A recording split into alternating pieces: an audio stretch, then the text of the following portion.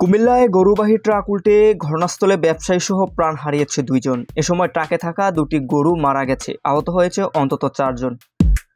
বুধবার সকালে 9:30টায় কুমিল্লার দাউদকান্দি উপজেলার ইলিয়টগঞ্জ অংশে পুটিয়া এলাকায় ঢাকা-চট্টগ্রাম মহাসড়কে এই দুর্ঘটনা ঘটে। নিহত গরু ব্যবসায়ীর নাম মোহাম্মদ রাসেল, তার বাড়ি কুমিল্লার লাকসাম উপজেলায়, বাবার নাম জামাল মিয়া।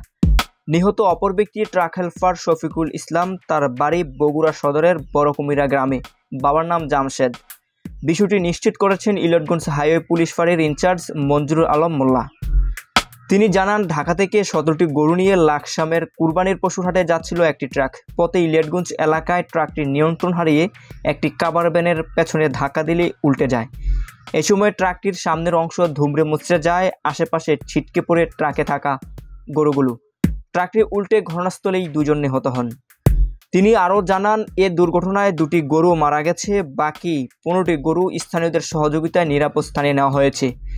দুর্ঘটনা কবলিত ট্রাক ও কাভার ভ্যান উদ্ধার করা হয়েছে। এছাড়াও মরদেহ উদ্ধার করে ইলিয়টগঞ্জ হাইওয়ে থানায় রাখা হয়েছে। এই ঘটনায় মামলা প্রক্রিয়াধীন রয়েছে। নিহতদের স্বজনরা এলে তাদের কাছে মৃতদেহ হস্তান্তর করা হবে।